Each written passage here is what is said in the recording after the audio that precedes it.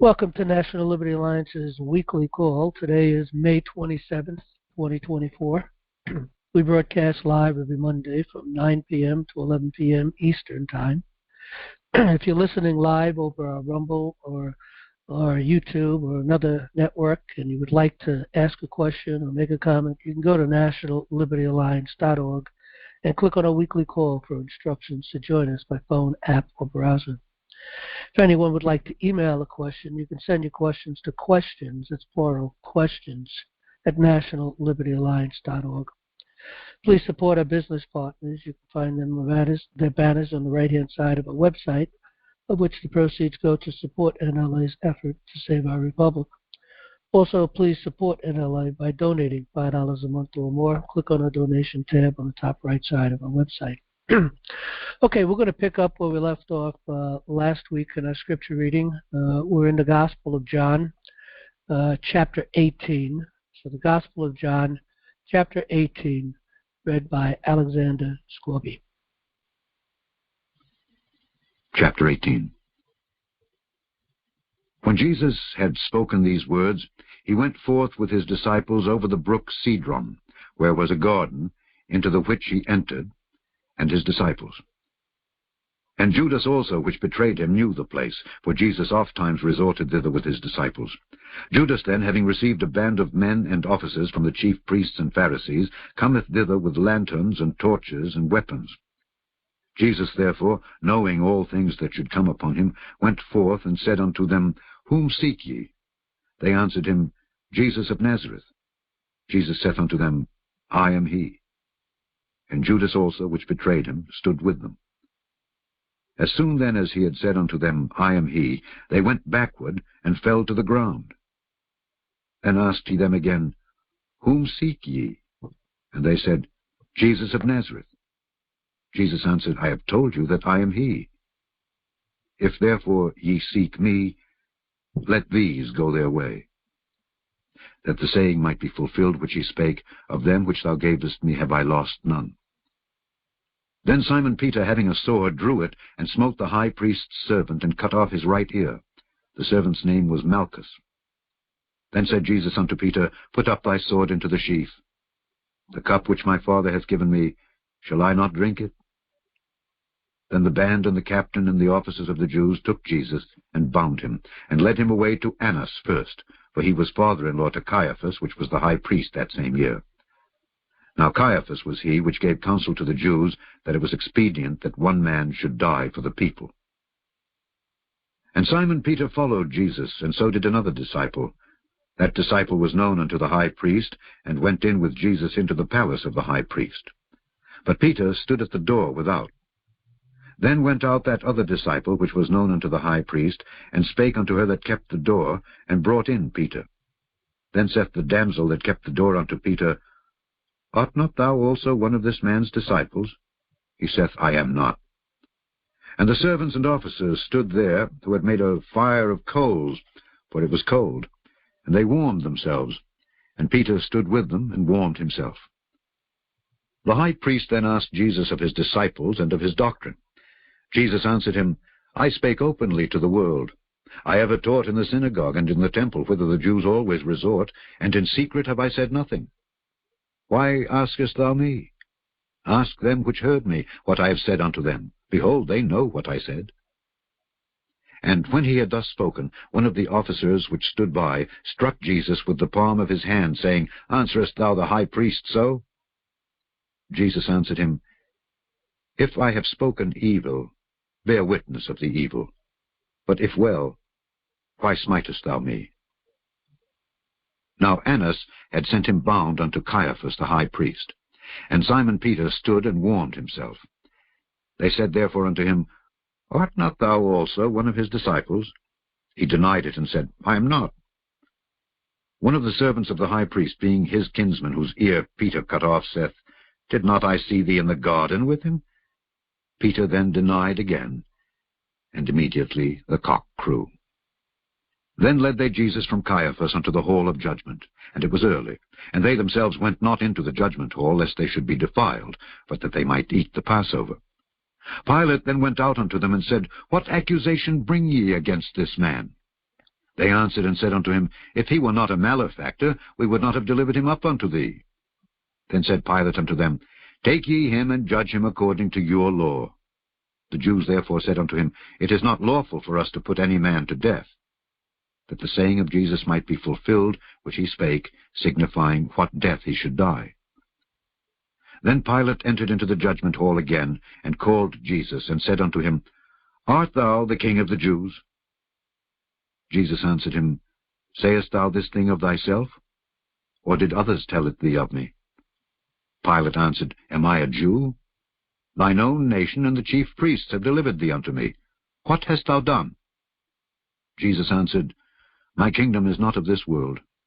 If my kingdom were of this world, then would my servants fight, that I should not be delivered to the Jews. But now is my kingdom not from hence. Pilate therefore said unto him, Art thou a king then? Jesus answered, Thou sayest that I am a king. To this end was I born, and for this cause came I into the world, that I should bear witness unto the truth. Every one that is of the truth heareth my voice. Pilate saith unto him, What is truth?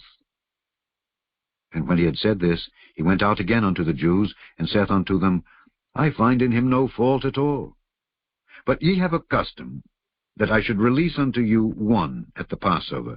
Will ye therefore that I release unto you the King of the Jews?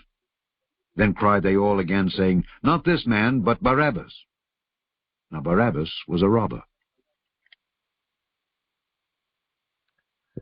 Okay, Terry, do we have any questions or announcements tonight?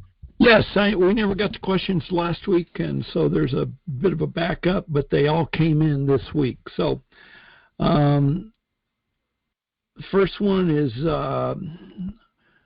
jurisdiction codes and statutes. I've been doing much studying, and I wonder why we even have to deal with these criminals. If they are in complete violation of their oath to uphold the Bill of Rights and organic Constitution, shouldn't our first step be any situation is to question jurisdiction? And then he's got a couple of more, including a website. Do you want me to finish the whole thing, or do you want to try it right there? Well, yeah, I mean, we don't have control of the courts. They've robbed us of our courts. The dominions of the New World Order have created a whole new system. It's called civil law, also known as Babylonian law. And our courts are run under civil law. That's the only jurisdiction that's available to anybody, really, as far as our courts are concerned, where the courts of law should be. So they got the guns. They hold the control of the courts. They shut the doors of justice quite some time ago. And the people only now are waking up to this, although many have woken up in the courts over the years, realizing that the Bill of Rights has been abolished, that the common law has been abolished. So we have no controls of those court systems. Of course, that's what we're working to take back. And so we've been filing a lot of cases. Jurisdiction is always the first point to be made, at least in all of our court cases. And when they change jurisdiction, we do jurisdictional challenges. Of course, they ignore their own law. They ignore the law of the land. Well, that reaches to the second part, if I may. I've been learning a lot about our rights from Jack and Margie Flynn, and he gives the URL to it. Why do you use codes and statutes when they are unconstitutional? Congress didn't pass them any, and codes don't even have enacting clauses, and statutes probably don't have many, if at all. Authority of the law is a must-read. So the question was, why do you use codes and statutes when they are unconstitutional? I think you have an answer for that. Yeah, well, codes and statutes are not unconstitutional. I think you've been misinformed. I don't know where you're getting that information from, that it is unconstitutional. There are 60, let me see, I think it's 57. There are 57 U.S. codes, and each one of those codes is a jurisdiction within an equity court. The law, the Constitution requires two jurisdictions: the law, which is common law, and equity. Equity is legislative law that we gave the authority and the power to our legislators in Article 1, Section, Article 1 of the Constitution.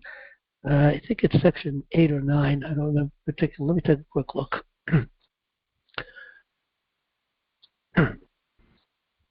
Yeah, I'm pretty sure it's 8.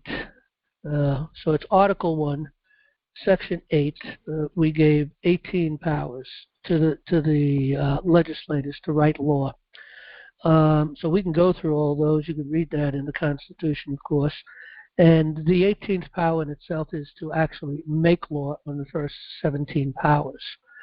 Now, each one of these U.S. codes have an application within a particular court.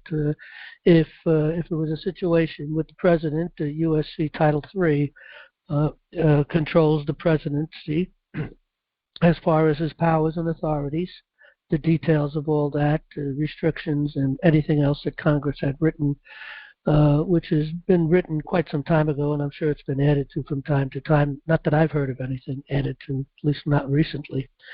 Title II controls Congress. Title VII controls agriculture. Title 14 controls the Coast Guard. Title 18 deals with crimes and procedures, particularly, of course, under the codes, because the U.S. Code has nothing to do with we the people. It's to be applied upon people who are operating either in commercial activities, in this case, of course, interstate commercial activities on the federal level. Each state also controls commercial activities, and they write codes they write U.S. Code statutes and regulations for whatever it is that they're bringing under control. U.S.C. Title 21 is for food and drugs. So these codes are extremely important. There are lawyers that do need to be experts within the particular codes. I'm sure a lot of lawyers may be experts in many of these different codes. I know the president has quite a few legal counsels, and they understand U.S.C. Title III, which controls the presidency, the powers and the authorities of the presidency. Anybody that's been really following Trump's administration closely would see that Trump had done a lot of things, and there's a lot of power and a lot of authority that has never been used before, but it's written in the powers and the authorities of the president, which is found in U.S.C. Title III. So you see titles, but these titles have no control over we the people.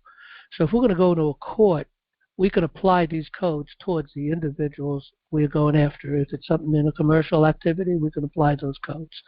If it has to do with some kind of a government agency, we can apply certain codes upon them, depending on whatever controlling codes control them. And also USC 18, which is crimes and procedure, which deals with all of the different titles, the U.S. titles. But as far as we the people are concerned, in a court of law, it's just natural law. But again, let's take a jury. The jury has the power of nullification.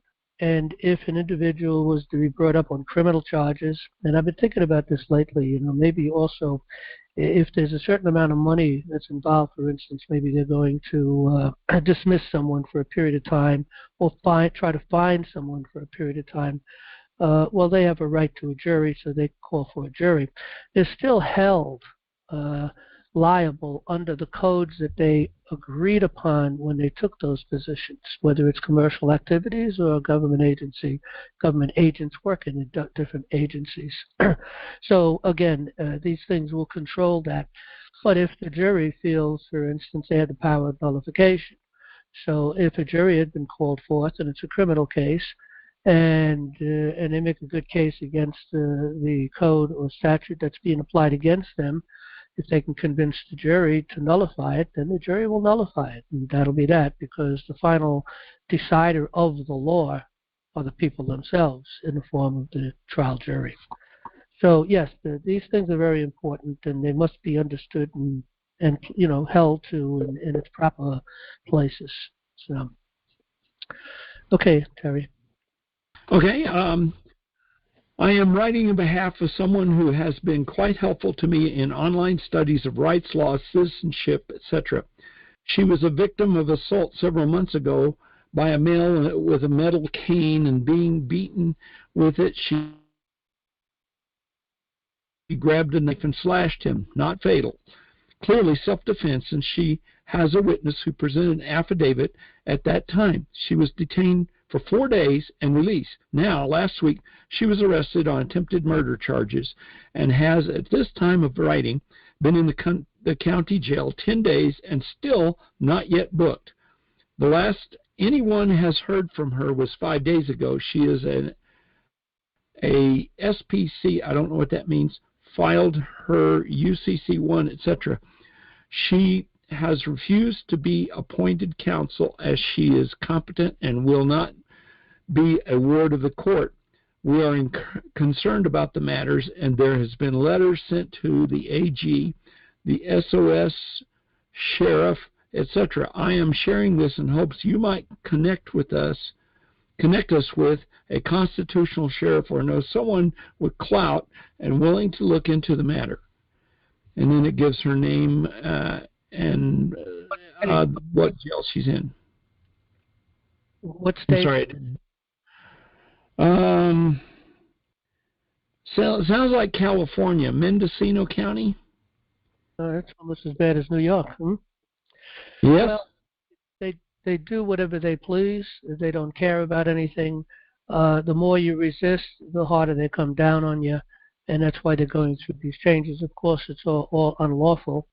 If this individual who's writing to us it could act as an ex-friend, maybe we can talk a little bit and maybe do a habeas corpus and see where that goes. We've done quite a few habeas corpuses in the past, most of which fall on deaf ears and ignored. We have had a couple of successes, but they are far and in between. But there is a lot more pressure potentially coming down, and there's going to be a lot more. So, they may react to the habeas corpus. So, again, if that person is interested in that, they can send information to the mail, MAIL, at nationallibertyalliance.org. Identify yourself and what we talked about tonight, and you don't have to write too much, but give us a phone number and we'll give you a call. Okay. The next one is regarding the Declaration of Restoration filed 2019. I was reviewing this while searching through other files I have accumulated on my Google Drive account. I personally feel this work was very well done, very impressive, both concise and spot on. I know very little about legal procedure, though probably more than most of the population, a sad point for another day. But it seemed like there was no T uncrossed, nor I undotted. Forgive me, I have not kept up on what has been transpired with you for some time, but I have to ask, what has come from this effort, since this deserved to be publicly heralded in every county?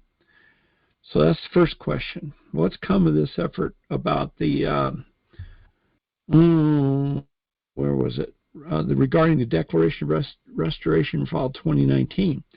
I asked because while things can't be expected to happen overnight, 5 years has passed, and not only that, but 13 years now since the most atrocious and unashamed act of contempt for the people was committed, yet with the obvious truth clear to any rational mind. Instead of justice, there's only ongoing exploitation of this evil arrogance.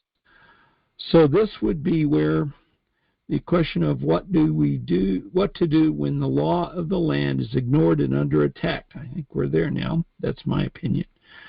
Is raised. My question is, why are we asking questions that we already know the answers to? We just had congressional hearings on disclosure and top-tier witnesses, names like Grush, Greer, Corbell, and we find the same thing, like striking a wet match. The bad guys are the same people in every case. Let's see. He goes on for about another paragraph. Do you want to stop there, or do you want to continue on? Read the rest of the paragraph.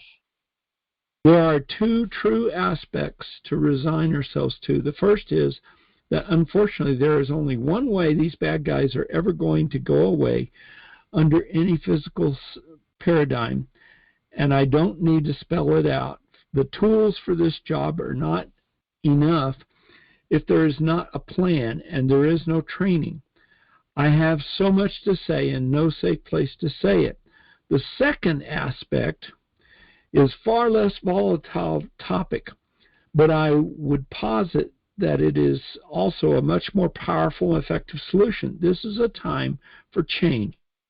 The evidence is all around us. The change we need is a change to the system overall, a complete and total change and nothing less. We also need a change to our collective consciousness, and here is the key. One cannot happen without the other. This system will not allow a consciousness shift, and it won't change without it. So the question, the final and only relevant question, is this: how do we implement and synchronize this change? I believe it is by getting the truth out to the people, the truth about who we really are and how and why we came to be, the truth about what consciousness is, and quite urgently, the truth about the impending pole shift and global catastrophe that is not being publicized. The people would rather know the facts and have a chance to try and survive than to endure the misery and mayhem that will befall them and they were not prepared for. This is the greatest and most horrible crime of all, not informing the people that a disaster is coming. And then he puts in parentheses, I'm not here to promote anything and have no ties to this link below, other than to do my part in declaring truth. Best wishes to you. And it includes a YouTube video URL. All right. Well, that's going to be some of tonight's program tonight. So how many more questions do we have left? You have one. It has 3 questions. Okay. And they're short. Not a long read. All right. Let me just partially answer this question, and then we're going to discuss more detail after we answer the next 3 questions coming off, I guess, one other person. Well, you know, there's only one solution, and that's the restoration of our republic. The republic has been snuffed out quite some time ago. It started way back. Well, the conspiracy to destroy our judicial system started in 1750, where the king sent over bar attorneys and set up a bar system here in the colonies. And it continued right past into us becoming the United States after the Constitution was brought together. The Federalists, who were unrightly called the Federalists, but they claimed to have been Federalists, of course. Jefferson was a little bit upset about their positioning and thinking and calling themselves Federalists because he says we're all Federalists. We all agree we're coming together. We all want to bring all the colonies together, create the states, and create a nation. So we're all Federalists. But they were pushing very deeply 2 things, and they succeeded in 2 of them. One was covert, and, well, actually, they're both a little covert, but one was covert, took place a little bit afterwards, immediately, as a matter of fact, because that was part of their plan. But the one was to maintain slavery, and in maintaining slavery, it creates division. As long as you can divide the people, they're not united, and they will fall. And they've been working on that for a long time. It's still within our consciousness, this problem. It's been over 200 years, and still and people take, they're not given both sides of the story concerning slavery. I mean, our founding fathers were born into that system. They didn't agree with it necessarily when they came of age and started to realize certain things. Jefferson was very upset about it, but that's another subject, and we have discussed that before in our program, so you can look back into our earlier programs. We do have, I believe, a copy concerning our conversation on slavery underneath today's issue. Nope, it would be, I think it would be under Starter Committee of Safety. Hold on a minute. Let me see where. Well, no, maybe it is today's issues. Yeah, today's issues. NLA's Monday Open Forum videos. You'll probably find it under that. But in any event, going back to the problem, in I'm not sure whether it was 1799 or 1801, the Federalists morphed into and became the Democratic Party.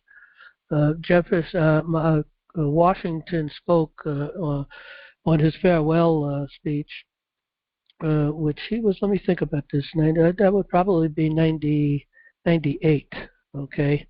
I think he was two-term president, 8 years, and he was president 1990, I guess, 89.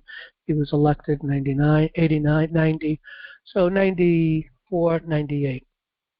So in 98, Washington, in his farewell address, spent two-thirds of his address talking about the damaging, the destruction, the problem with parties, and that they were already developing in his time.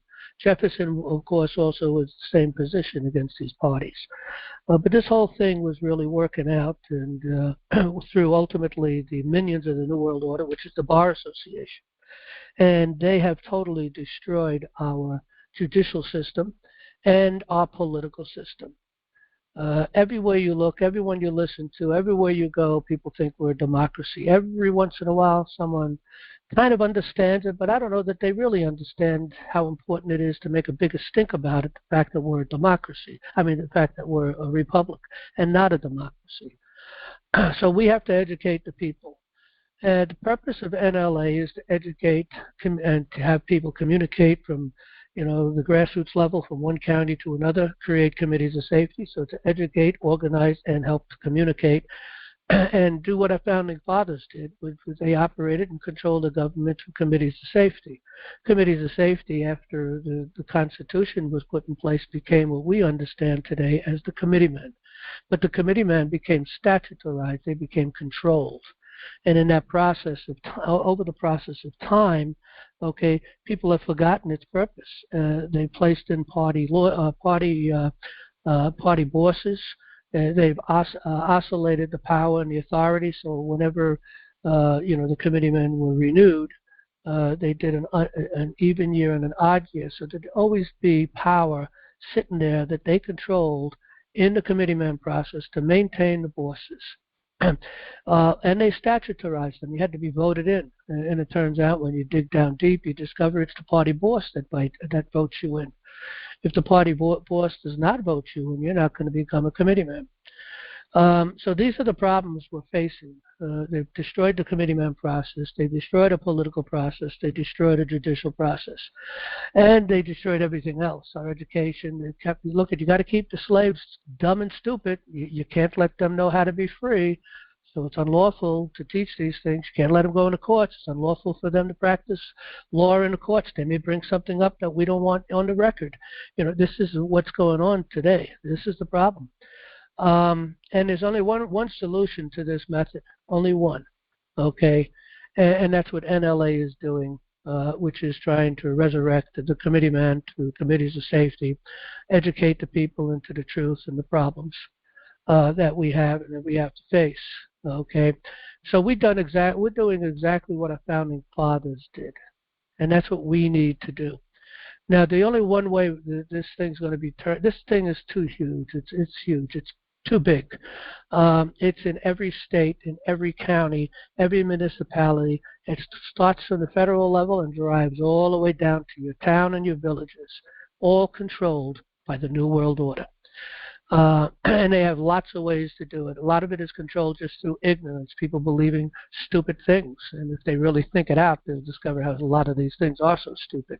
But anyway, people believe these things. People are taught the lie. And so that's what they're acting upon, a lie that they've been brought up in. Look what's going on with the college students these days. I mean, it's really problematic, this woke movement and the demoralizing of our children. I mean, we're raising a bunch of morons, and we make them smart. We make them dumber with their smartphones. We keep them connected to talk about stupid things and dumb things and tweets. They don't read books no more. And we've fallen into the same thing. I think we need to really, I think I'll do a program on this one. We need to throw away our smartphones. That's what we have to do, because it's really making us dumb. And it's teaching us not to communicate with people. We have to be behind a screen to talk to someone. It's ridiculous. But in any event, these are the problems we're facing. We're facing the fact that we're not a democracy. We have to fix that. We're facing the fact that we don't have justice systems no more. There is no more court of law. There is no Bill of Rights. There is no Constitution. They don't care about nothing. So the only solution, and it's a twofold solution really, and that's for the military to make a move. That's in play. A lot of people don't realize or understand it. People who've got a little bit of information don't believe, but it's going to happen, so time will fix that for you. And, you know, for people to kind of rest in the unsettlement is more destructive to you in the sense that it puts you into depression and anger and fear. I refuse to believe those things and live in those things. I live in hope. And I think most people, well, anybody who understands the truth lives in hope. So I can tell the people that don't understand these things and don't know, you're going to want to go under, if you're interested in finding the truth. What I've discovered is people who kind of have half-truth, that's because they're believing half the lie. They're putting too much time into the media out there that's under the control and feeding you all this fake, false stuff. Reality is not the way it really is. Reality is the way one perceives it, and we perceive our reality by what we hear in the news, our entertainment, our music, our literature, whatever it is that's around us that they have total control of, especially the news media, so they control everything. People are going to be extremely surprised with the truth of life and what really is going on in this world, knowledge that we have that's so far advanced that you can't believe. All these things are going to be exposed soon, but not until after we deal with the problem. And the problem is, of course, what we're discussing. They've taken control of our courts. What are we going to do? Well, we wrote some papers. We wrote a Writ quo Warranto.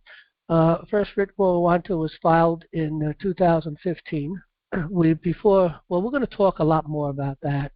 But in any event, the Writ quo Warranto was the original Writ quo Warranto, which was refiled a little later, I believe in 2016. But in 2015 was the first time we filed it. And that was prior to President Trump becoming president. And we just got news just over the weekend from a good source, which we're going to look into tonight, of the fact that our paper did not fall entirely on deaf ears. It fell on deaf ears to the individuals we addressed it to. But we also filed it with numerous military forces and powers. And we didn't know until just recently they took it serious, and that our paperwork appears to be used as leverage in the 2016 movement when President Trump became the president. I believe, we're going to play that shortly. That's a video, very short video. The video is about an hour long. We're only going to play about 10, 15 minutes of it, and then we'll probably talk a little more about it. So the Writ quo Warranto we wrote is extremely powerful. Now, the paper for the Declaration of the Restoration of our Republic, which was ordered in August 17, 2019, okay, in which we opened a court of record, also known as the Common Law Court, and we filed numerous papers, a writ mandamus to the clerk, decisions and orders. We had filed our writ quo Warranto originally, like I said, in 2015. We filed it in 2016. We moved in a lot of cases. We did a lot of habeas corpuses, non-judicial foreclosures, and some other different jurisdictional situations, but mostly we were sticking with those two particularly, which was non-judicial foreclosure, which is a major problem, people losing their homes. Also family court, and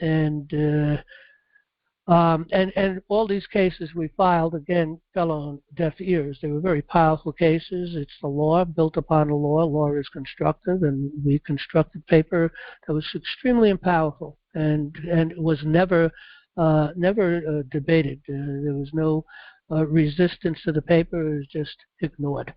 But we knew from early on that probably was going to happen. Maybe we were a little naive, thinking we'd get a lot more wins in the beginning.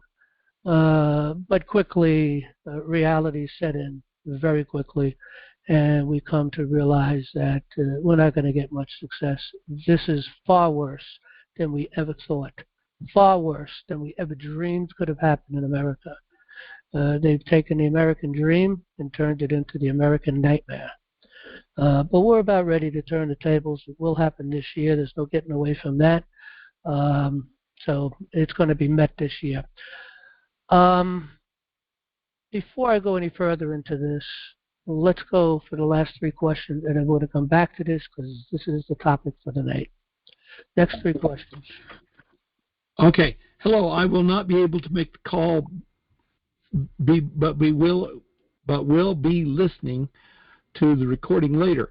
I did have a few questions if you have time. How does the electoral vote process work? How are the number of electoral votes determined? How does the mass migration affect the electoral college votes? That's it. Well, it's very interesting because the proof of the fact that we're not a democracy is in the way that we elect our president, because the president, and it makes sense to elect our individuals that we want to represent us in certain powers and authorities we've given them. It makes sense that we'd vote on it and popular vote would win. Not so with the President of the United States. There was a lot of problems trying to figure out how we're going to elect the President of the United States. Some states were bigger than others. Some states had a higher population than others. They come to realize that certain states had controlled the election of the President. And the elite have worked this out very, very carefully by going to certain states like California and New York particularly, and Pennsylvania and numerous other places, where there was large cities, high population, and they knew if they can seize control of the votes in those areas that they can control a lot of the electoral votes in order to become, to elect the president. But in any event, what our founding fathers came up with was, let's have the states do the election to electoral votes, but we'll allow the people to participate by doing a popular, election within the states, and then whoever would win on that, all those votes, electoral votes, would go to that particular individual running for president. So it's kind of an interesting system they set up. We do not want, nor do we ever want, a president being elected by popular vote, because again, the cities are easy to control, do a lot of mind control on that, and sway people into being Democrats. Look at how long it took for the people to realize, especially the black people, to come to realize that the real enemy is the Democratic Party, which they belong to. It was the Democratic Party that maintained slavery from the very, very beginning, going right back into the debates when we were putting this nation together. So it was and that was the Federalists, who became the Democratic Party in, I believe, 1799. So they became the Democratic Party. They're the ones that maintained slavery. They're the ones. It was Jim Crow, who was an individual who was a Democrat, who got all of these problems going down in the South, where they had to separate the whites and the blacks, and you couldn't ride on the front of the bus; you had to go to the back. I mean, all this stuff here. They just kept it going. They had to keep us divided. That's what it was all about. People don't realize that the Republican Party came into being for the sole reason to deal with slavery. 1 year, I believe it was, before Lincoln was elected, he became a Republican. He was part of that movement. No matter what lie they tell you, the truth of the matter of the fact is the war mainly was about the slavery problem. That's what the war was, the Civil War. And it was the Republican Party that came into being for the sole purpose to free the black people from the slavery that they were being held in. Everything goes back to the Democratic Party. They turned us into a democracy. They maintained the flow of the minions of the New World Order in order to destroy our political and judicial processes. So again, it's a problem that we have to fix. Only the people can do it.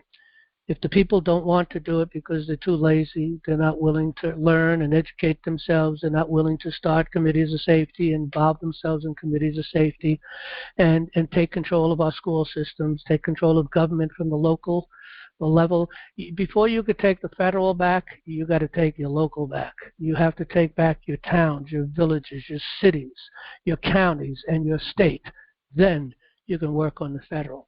But you can't do the federal at the same time to some degree. But the point is we have to get enough states involved, enough people involved, enough committees of safety created. And we're not talking about really a tremendous amount of people, considering the population of the United States. We have 3,134 counties, and we should try to get at least maybe 50 or 60 people. I think we'll get hundreds very quickly. Within a year, I think we can grow very quickly if we do the right thing and follow the program that NLA has put together. But nevertheless, you're looking at a very small percentage, a very small percentage of 1% of the population, all it takes. And I'm sure everybody's heard this before. All politics is local. You got to think about that because that's the truth. That's the facts. You control your locality, your local, the cities, the towns, the villages. Then you, again, like I said, then you could take the state, collectively working county to county, because we're all working for the same thing to restore the republic. And if we keep our eye on the prize, we can succeed at it.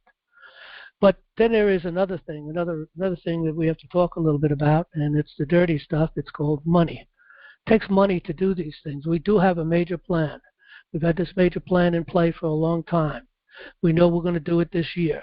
We've been building up for this. We've done all these cases for the sole purpose to lay out proof and to prove without a shadow of a doubt that there is a conspiracy. Because when you have a federal court on the other side of the nation in California, and you have a federal court in New York or a federal court in Texas or Montana or any place else, and they all rule the same way, they all break the same law, they all say the same words, they all deny justice in their courts, that's conspiracy. And so the main reason we did load most of these cases was to build a case and how they would react to it. And they reacted exactly the way we figured they would. I mean, in the beginning, again, we were a little naive, thinking, well, we're going to bring up the common law. We're going to bring up, the law of the land, and we're going to lay it out. And Supreme Court rulings that are very powerful, and the law, that's already written on the books, and the Constitution and the Declaration and the Bill of Rights. Boy, we had power. We got authority. We go in there and we write papers that cannot even be argued with, yet we lose because evil has seized control of the United States of America quite some time ago. And reality is not the way you think it is. When you find the truth, everything is going to change. Your whole focus on life is going to change when you find the real truth of what they've been hiding from us. Lots of things. So, all right, I'm not even sure. I think I got a little lost on that. If I answered the question, if I did, what's the next? If not, that was it. How does the electoral votes process? You covered the electoral process a little bit. How are the number of electoral votes determined? It's by census. And how does the mass migration affect the electoral college votes? And that was it. Mm-hmm. All right, and when they see mass migration, they're talking about illegal aliens, I guess, coming in. They don't spell it out, but I would think that's part of it. Also, the people moving out of California and New York to places like Texas and Colorado and other places. Well, yeah, and again, it gets back to the same thing. They do whatever they please, and they're going to just do whatever they please because they're not going to give up their power. We need to take it from them. And our plan is focused with that particular point in mind. But we do need help because there was really only one way to take this nation back. It's an unthinkable one. And but again, the military is in place, so we don't have to think about those things no more. Just let the military do what has to be done. Then it's up to the people to take control very quickly, because if we don't, there's going to be a huge power vacuum, and someone's got to fill those positions, which belongs to the people. We need to understand how the court system works so that we could take it back, because no judges are permitted in a court of law. Let me repeat that, because that sounds strange from everything we think and know. Like I said, reality is going to change. No judges are permitted in any court of law. They can only make rulings and decisions in courts of equity. And when it comes to anything as far as taking money or their job away from them, or what's the third? Well, or criminal act, okay? then it has to be by jury. Other than that, it's an administrative process, administrative decision. Things are applied and things go on, and that's what we put together as a people when we put together Article 1, Section 8 of the Constitution. But it's up to the people to take control of the courts. The question is, how do you do that? Who's going to run the court? You know, if you go back, if anybody who's got the book, Excellence of the Common Law by Brent Winters, you'd learn a lot about that. That sometimes a court could be heard and settled by a coroner, just a coroner, even a sheriff, or any magistrate. And generally, it is a magistrate. And all judges are magistrates, but they're not allowed to put on their judge hat when they go into a court of law.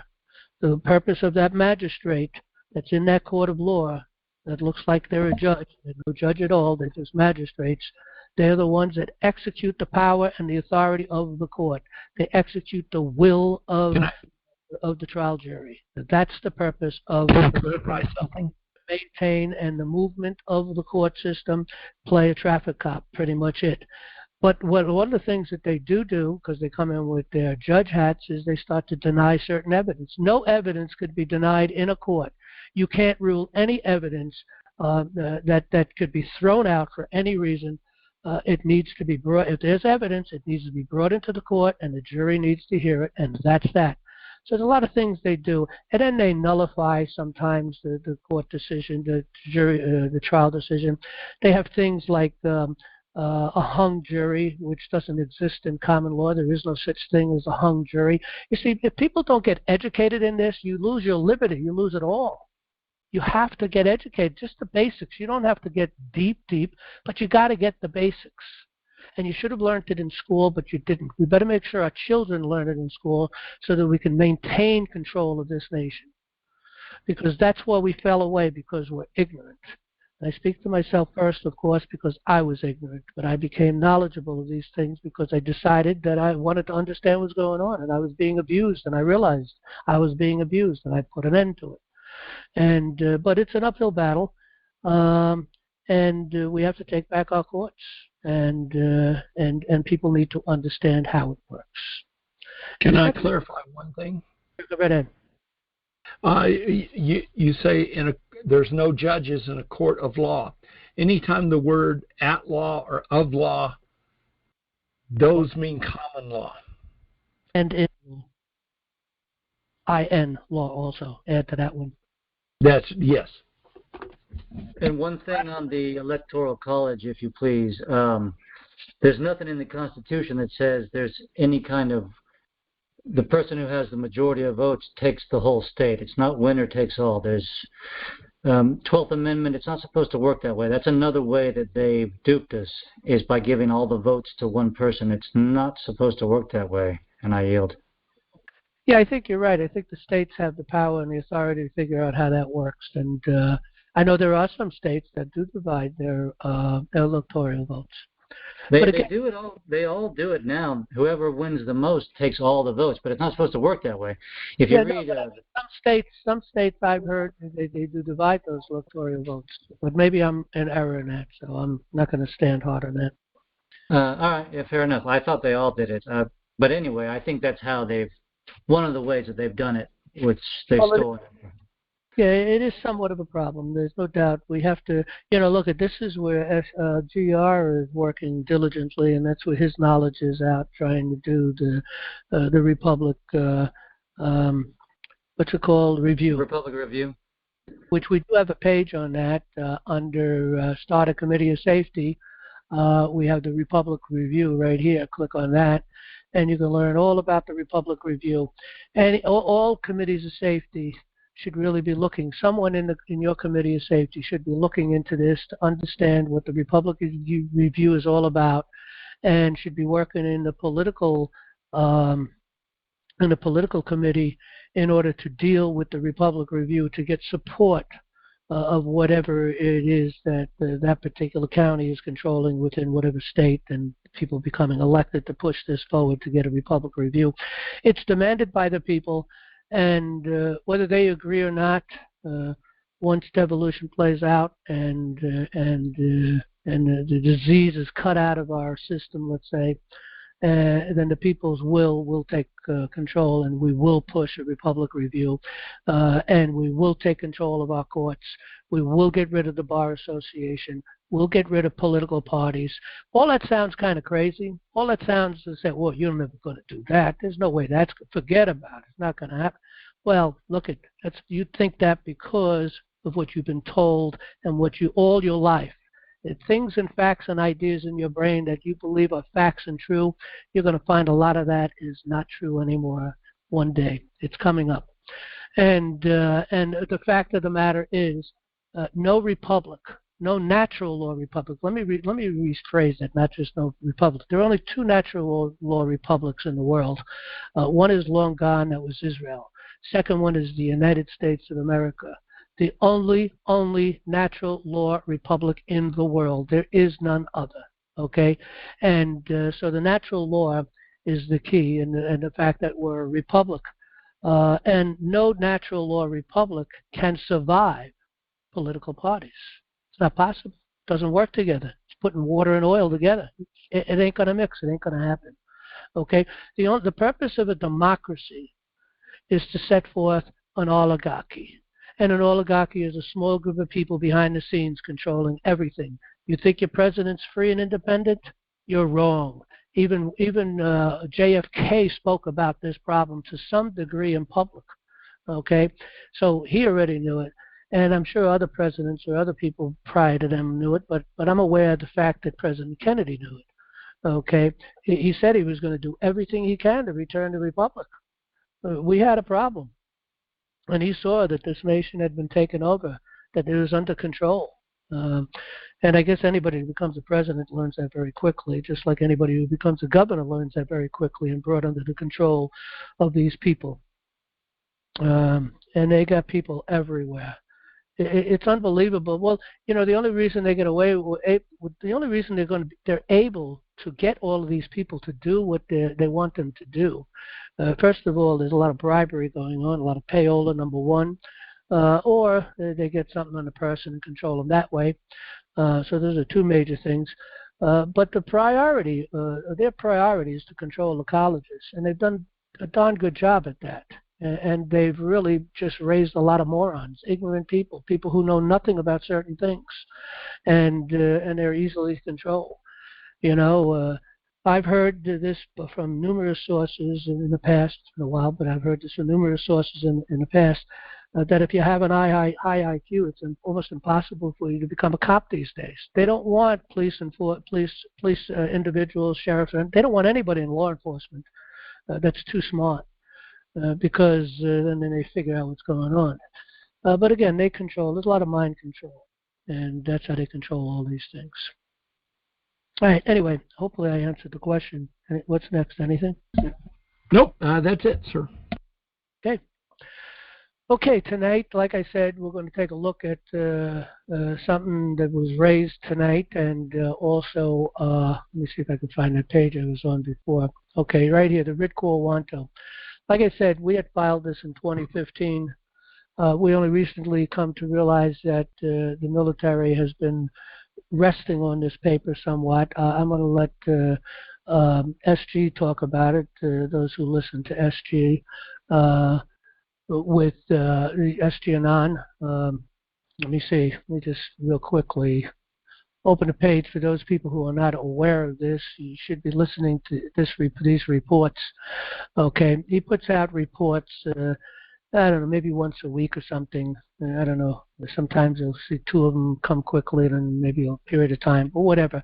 But there's also a lot of sit-downs or conversations with different groups. And with that said, they got something almost every day, I think. There's some information out there. And it's all about what's going on, what's behind the scenes, what's the military doing. A lot of things going on. Also, we've got a page on our website. Let me go to that. Let me think where it is. I think it's under today's issues. Yes, under today's issues, we have Devolution and Q News Anon. I think under Q News Anon, right here, this one here, I think. Let me see. No, that's not it. Is this it? Yeah, that's it, and it's not cut up. With everything happening where I am, I've missed the last 3-4 weeks now. Okay, but this looks like something we put together. Well, it's the SG Anon stuff. Right below that first one is the SG Anon stuff, right there, 68 and down. This is our meeting with SG a while back. Is that what this is? Oh yeah. Okay, this is us down. Okay, I guess I didn't put. There was something else that came up. I thought I put it up on that page, but I guess I didn't. So let me go to another place. Q News Anon, which is where we're at right now, I believe. And devolution. Let's click on devolution. Maybe I put it there. Yep, this is it. Okay, anybody who doesn't think that President Trump is not still the President of the United States. He's the President of the United States, period. Okay, the common law, the nation, the republic. Okay, not the Inc. The occupant of the White House right now is President of the United States of America, Inc., I-N-C. It's been incorporated quite some time ago. It goes back to 1871, not the rules, it's the Organic Act of 1871. So it was incorporated. Now this guy here is, well, he's the most really, I don't know if any other individual has the knowledge that this guy has. He focuses in on military law and how things work in the military.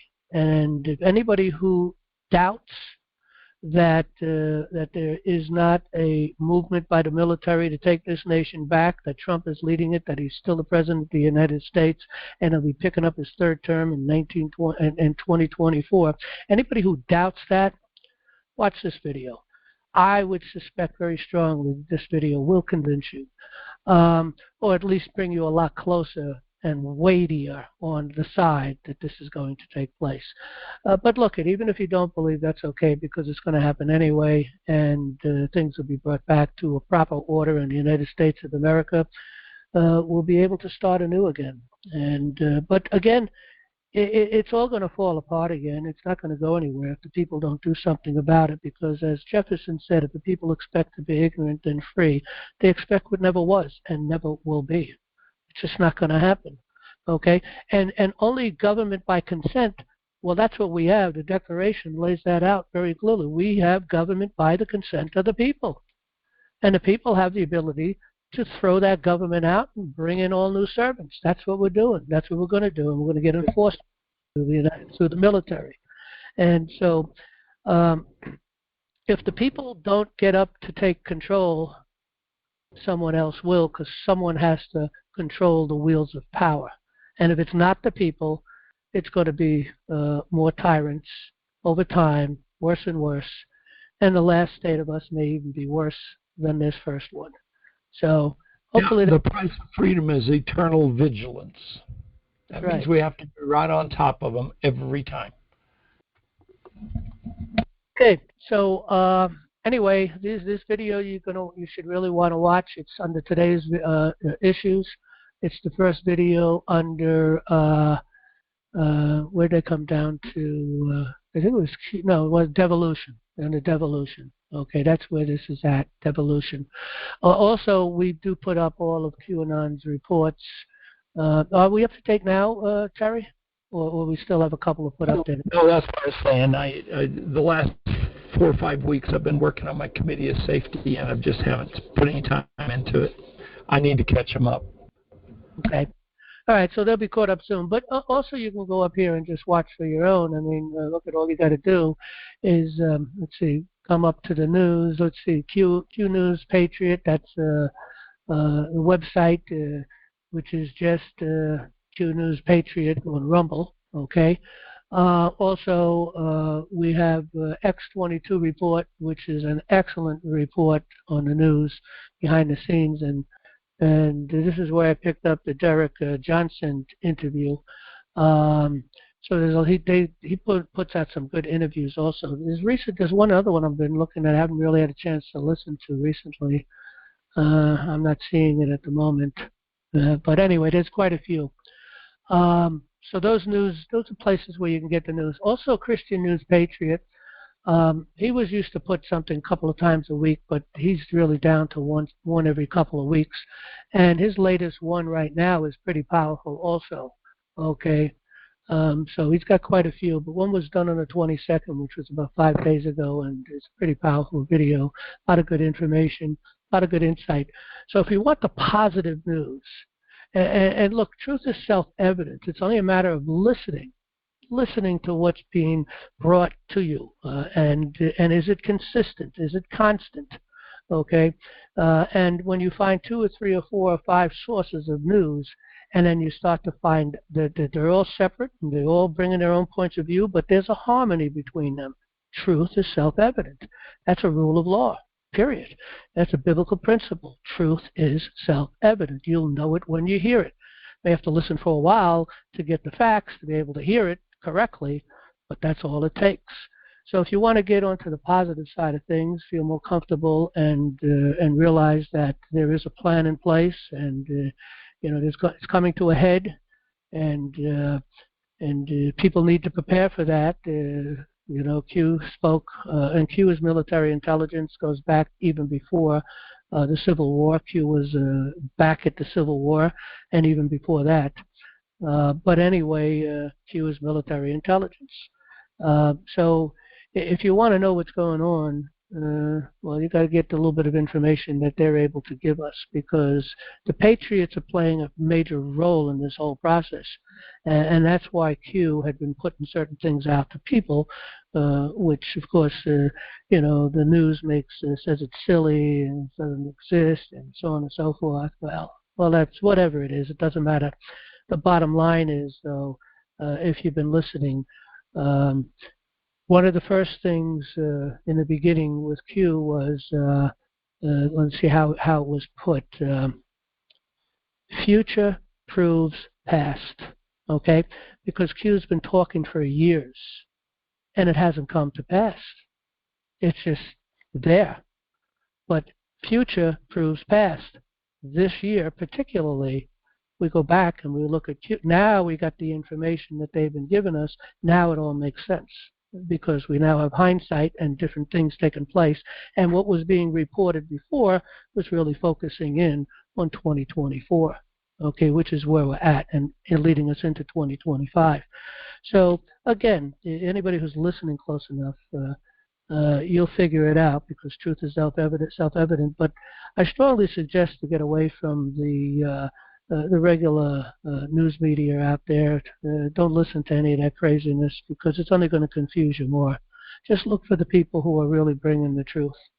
And there's quite a few people out there. There's quite a few podcasts, a lot of things going on out there, and of course the ones that I just brought up, which is kind of behind the scenes information. Okay, so getting back to where we want to get to, we want to go into this paper that we had filed. Let me see if I can step back here.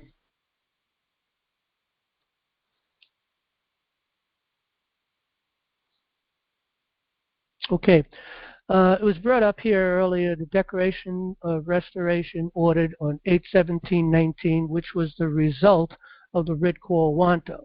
The Writ Quo Warranto was putting them on notice. Obey the Constitution or surrender your office. That was the whole purpose. And if they refuse to, a Writ Quo Warranto unanswered means they've lost their office. They're not in office no more. They're gone. They're finished. They're done, because they didn't respond to the people. Now, of course, that needs to be enforced. So let's listen to the enforcement, and then we'll look at a few things. But maybe what I'll do is I'm going to just read a couple of paragraphs here, because this is kind of an introduction, so I think it'll work out. This is an extraordinary action against the United States Supreme Court, Federal Judiciary, U.S. House of Representatives, and the U.S. Senate. Whenever any form of government becomes destructive to our rights, it is the right of the people to alter government and institute new servants. That's the Declaration of Independence in the preamble. The people have the indubitable, unalienable, and indefeasible right to reform or change their government whenever it may be found adverse or inadequate to the purpose of its institution. We can fire everyone and replace them. That's the power of the people. We need to come together to do that. You know, lots of people have gone into the courts and they're being told, well, you don't really have any standing. You're one person. You're coming in as we the people. You're not we the people. You're a person here or a group of people there. Well, we formed the Unified United States Common Law Grand Jury. And the sole purpose of the Unified United States Common Law Grand Juries was to deal with enemies, foreign and domestic, particularly enemies domestic. And so we're a sitting grand jury, been sitting for quite a few years now. I'm trying to remember when, I think we started that in 2015, right when we filed our first writ mandamus, because it did come from we the people ultimately, where we have organized in every single state in America. We formed a unified state common law grand jury, one of New York, New Jersey, Pennsylvania, Texas, California, Montana, so on and so forth, all 50 states, including Hawaii and also Alaska, all 50 states. And all those grand juries came together. They all have their own seals, they have their own address, and they formed in their own state, but they came together for the sole purpose to join and become the Unified United States Common Law Grand Jury. Now, it's been a while since we called the grand jury together to make some decisions. We've done quite a few indictments over the years. We've written lots of papers, assisted a lot of people as best we could. Most of it was failures because we don't control the courts, and they don't care about justice. They don't care about law. They care about their own fat pockets. That's about it. So in any event, though, we formed the Unified United States Common Law Grand Jury, and we've been acting underneath that. All our paperwork has come in and filed with the courts. We filed it in numerous places. We filed it in the Northern District here of New York. We filed it on our website. We filed it with Sessions when he was in. We filed it with Barr when he was in. We served it on all the courts. We served it on Congress. We served it on the Senate. We served it on every judge in America, in the states and in the federal. Everyone got served this writ Warranto throughout the entire United States. It cost quite a bit of money because a lot of mailing, which brings us to the dirty part. We need money. We are planning to do the finale, and it's got to be done soon. Papers mostly are written. I've written them quite some time ago. It's kind of prepared to go, but a lot of thought because I'm going to go back and kind of recouch the thing. But nevertheless, it's almost ready to be filed. We're also working with various other groups for the sole purpose for a petition, okay, and a petition on the courts, really trying to bring them back under the control of the people. And we'd like to do those petitions, which will draw up a petition to do it in every state, to put them on notice. But then we need to notify everyone. So anyway, my point is this: we are looking for money. So since we're on this subject matter, this was an unplanned today. We found out about this paper being read by SG and the military using it. We just found that out over the weekend.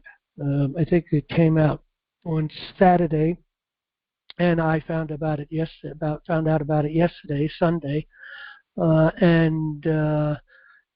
we decided, I decided, we're going to talk about this tonight because it's in the news and we need to push it. But we also need to do something to take this nation back. So we're going to be putting a lot more information out on this after tonight. And we're going to be looking at papers and different things that we put together and how we're going to planning doing this. But we're looking for filing it. And we're not ready to file it at this moment. It needs to be filed. It could be next month, which brings us to another problem. And anybody who's not ready for this, Q talks about 10 days of silence. Communications is probably going to go down. Food, there's going to be problems with food, all kinds of things. So people should be piling up food right now, at least to get through 30 days, if possible, or more time than that. But I don't think it's going to go more than 30 days. There's going to be a war scare, maybe even a nuclear blast somewhere.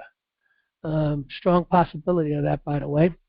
So it's got to get worse before it gets better. And the people need to wake up, and it seems the only thing that's going to wake up, two things are going to wake the people up: fear and their pocketbooks. Those are the two things. You don't have money, you don't have food, you got a problem. And fear of war, fear of a nuclear bomb falling down on your city or your town. Okay, that's what it's going to take. It's unfortunate, but that's what it's going to take. You know, people have been awake for a long time. A lot of people have been awake a lot longer than I have, but I've been awake since my awakening started in 1999. And But a lot of people since then, I mean, I've been looked at as a wacko for a long time, but nevertheless, no longer. The people are waking up. The truth is getting out there. People have realized they're being lied to. The government's lying to them, and they're being supported by the news media and entertainers and entertainment and all kinds of things. Okay, so but people are waking up. It's taken a waking up for the military to move, and that's the problem. That's why it's taken so long. So anyway. Let me just reread this. The people have an indubitable and unalienable and indefeasible right to reform or change their government whenever it be found adverse or inadequate to the purpose of its institution. James Madison. This is that process. Since May 20, 2015, we, the people, served and filed in the United States District Court for the Northern District of New York 160 documents upon the above said defendants for the specific recovery of the people's heritage stolen by past judiciaries, Congresses, and presidential administrations, sustained by the present United States Supreme Court, Federal Judiciary, U.S. House of Representatives, and the U.S. Senate. The record shows that no respondents made any return. No respondents provided any objections. The natural liberty of man is to be free from any superior power on earth, and not to be under the will or the legislative authority of man, but only to have the law of nature for his rule. Samuel Adams. This is the extraordinary action at law by the people under the natural law for the extraordinary remedy via writ mandamus demanding a return to the law. Now remember, this is the response. This is the paper that came out. These are papers, many papers, that came out after we first filed twice the writ quo warranto, and then they've given up their office by not answering. So now the writ mandamuses have been filed, telling them what they need to do now, which we're not going to read them because there's way too many. You should find time to read them, especially anybody taking the law courses, because it'll teach you to write. There's a lot of things in there you can cut and paste and use in your own court cases. So anybody taking the law course that we're given here at National Liberty Alliance, that you could find under Education Starts Here, come down to Court Access in the Common Law course, and you click on that and give you all the information you need concerning this course, and we give the first 3 hours free, so people kind of get a taste and a flavor of what this course is and how powerful it is. But anyway, everyone should be reading these papers, because in these papers you find your liberty. People don't even realize how much liberty you have. Okay? Code violations don't apply to the people. That's liberating. And if the people understood it and we take back our courts, we're not going to be annoyed by these things anymore. Okay? So the people, let me see where I'm at with this. Okay, the people have been providentially provided legal recourse to address the criminal conduct of the judiciary. The common law grand jury on behalf of the people from December 2016 to present, commanding via writ quo warranto informations and writ mandamuses to all elected, appointed, and hired servants to obey the law of the land and join the people in our quest to reinstate the Constitution for the United States of America and bring to justice all subverts who resist. We, the people, have been providentially entrusted via natural law to dispense justice, and were provided legal recourse to address the criminal conduct of the judiciary and our representatives. The people have the unbridled right by law and in law to impanel their own grand juries and present true bills of information, indictments, and presentments to a court of justice, which is then required to commence a criminal proceeding under natural law. On August 12th, 2019, the jury filed a declaration with an order and decision. We are also joining hundreds of abusive court cases, whereas the jury will review and serve decisions and orders on behalf of the people. We are still taking on cases, and if you would like, you can join our case and click here for more information. Now, that's not true. I need to change that. We're not still taking on cases. If we can get help, we will. We just don't have enough help. So anybody that's been looking into studying the law, especially the common law, of course, is what we're talking about, and has some time and they want to put some time in with us and help us with some papers, I can write all the papers, but someone has to deal with that paperwork, file it, mail it, get it out, and do things. They have to organize it and bring the information in from the people. We'll go back to that if we can get help. The only reason we're not doing it anymore because we don't have enough help. There's too much work and not enough people to do the work. So we need volunteers. But first and foremost, the most important thing for people to get involved with and do, of course, is their education, number one, and forming committees of safety in their own counties, number two. And so anybody who's maybe retired and hopefully is involved with the committees of safety or will be, but want to put their time with us as a volunteer to help assist us with that, we'd appreciate it. Some of these positions, once we get money, we do perceive at some point we get some money, but once we get money, we go professional, people will be paid. So a lot of positions will be held as paid positions at some point. Okay, so anyway, here's a lot of the papers we filed right here. These are the memorandums we filed in the courts. These are cases that have been moved into federal court for cause. These are habeas corpuses we've done. We've done work with the New York SAFE Act and moved that to federal court for cause. Denial of habeas corpuses and federal felony rescues by judges. We've done a lot of indictments for those denying due process and also felony rescue. We have quite a bit and quite a few people who were indicted on the murder of Roy Finnegan. We got a 24-page murder conspiracy indictment and a concealment and felony rescue indictment by a particular judge. We've done a lot of redress of grievances, writs and informations, habeas corpuses, non-judicial foreclosures, all kinds of other evidence, memorandums of law, grand jury indictments, etc. So this whole thing was put together over these past 8 years or whatever it's been for the sole purpose of laying the bottom line case out and to take back our courts.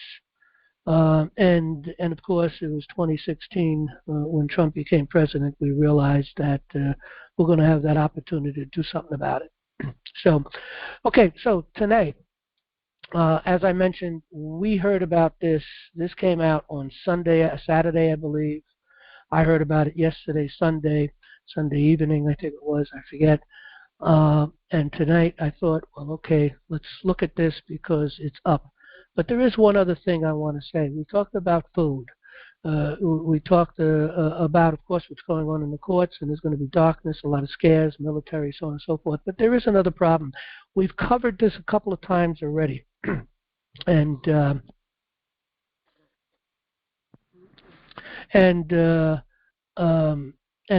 is solar flares. There also could be a blast of nuclear bombs over the United States, strategically positioned, which would, in theory, would knock out everything. Okay, anything electronic, anything that's got a wire would burn up. Computers will burn up. Cars will burn up. Everything. Okay, would be burned up if you have a serious enough solar flare. But the same is true if they blasted a couple of nuclear bombs above America in strategic places. And I've listened to a lot of stuff on this recently. There's a lot of people talking about it, real serious people putting reports out there, people that you assume is in the know, that have the knowledge. And what I'm really surprised about is that nobody knows that our infrastructure is already protected. So the question becomes, well, if our infrastructure is protected, what do we have to worry about? Well, our electric companies were told to inform the people of the problem and that their homes are not protected. The infrastructure is protected, but it doesn't extend into your home. So if we get a solar flare, a serious enough one, that could burn up your electronics, burn up your car, burn up your generator, fry all of your computers, your cell phone, everything's gone. Just gone. Gone, 100%. Doesn't exist no more. Okay? So you have to protect it. And I've been working.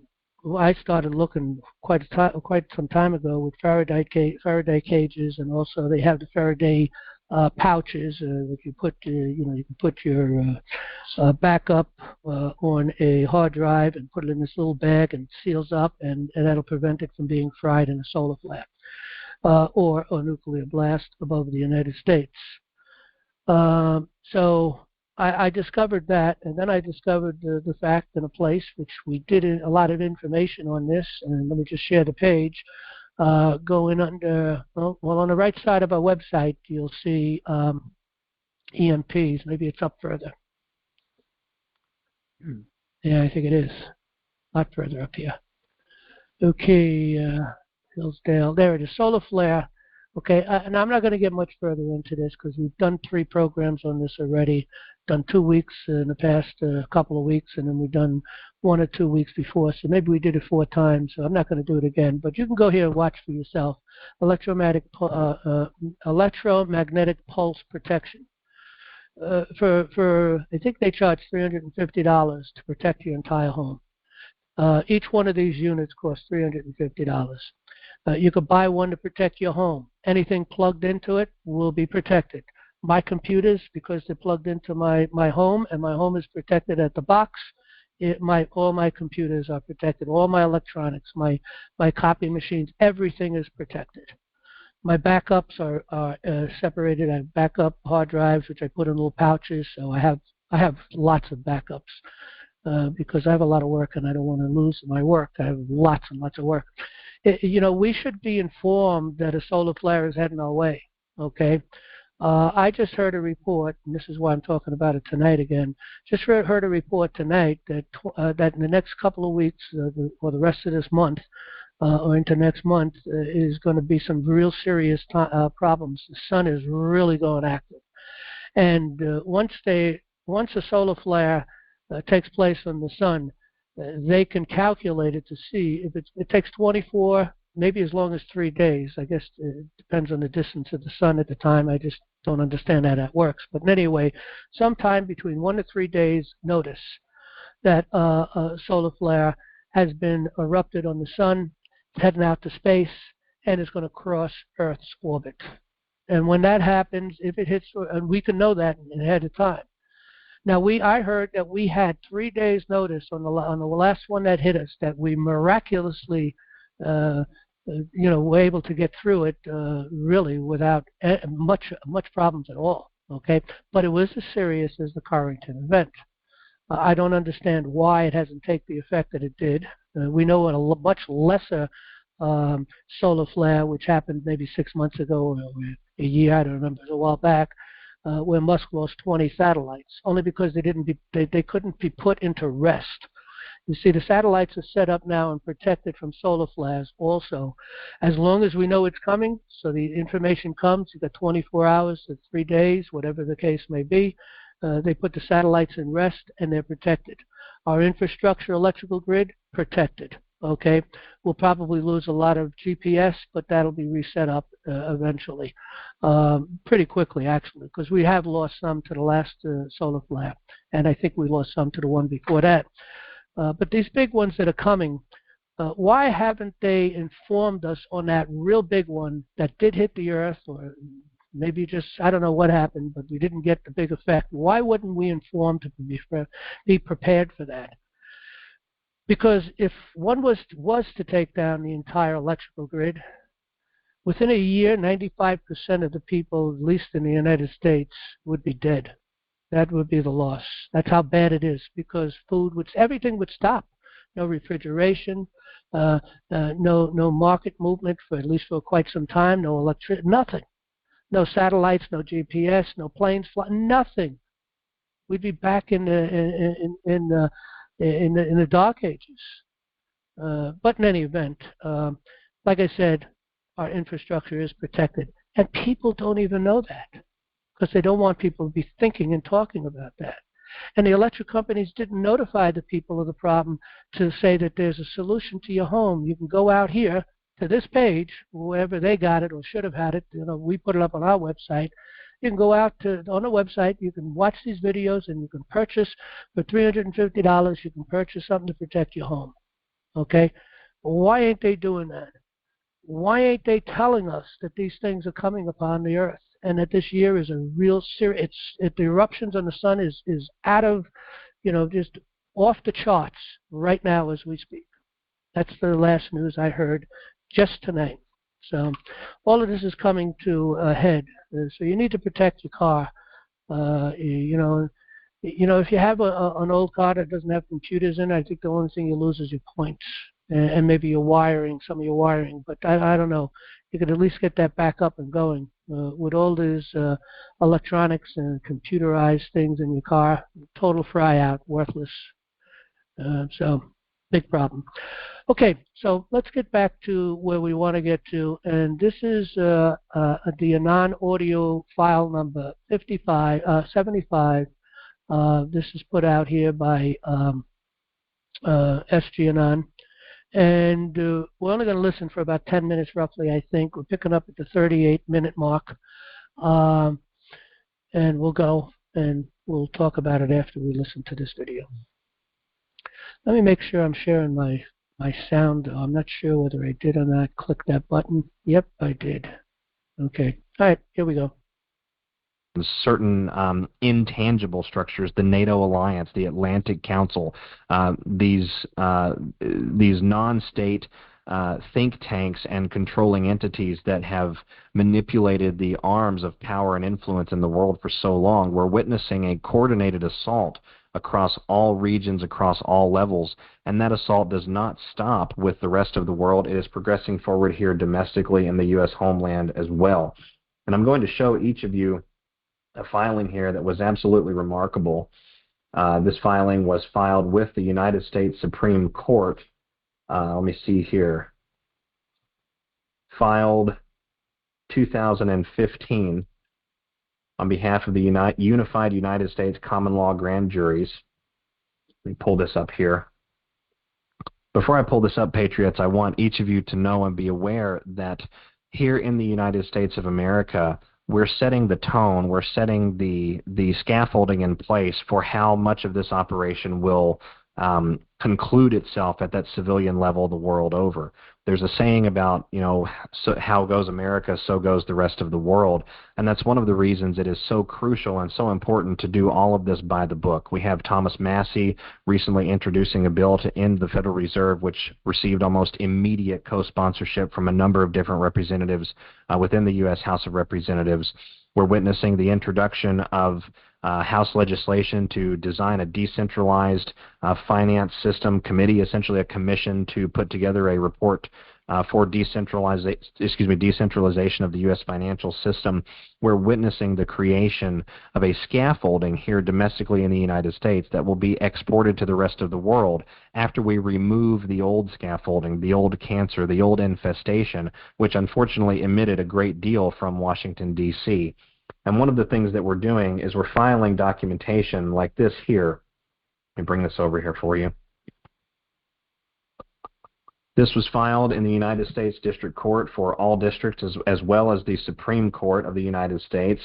It was directed by we the people of the Unified United States Common Law Grand Juries, identifying as sureties of the peace, commanding county sheriffs, federal agents, U.S. Marshals, joint chiefs, state militia, governors, federal and state courts, assemblymen, senators, congressmen, senators, and the news media with a formal writ of quo warranto.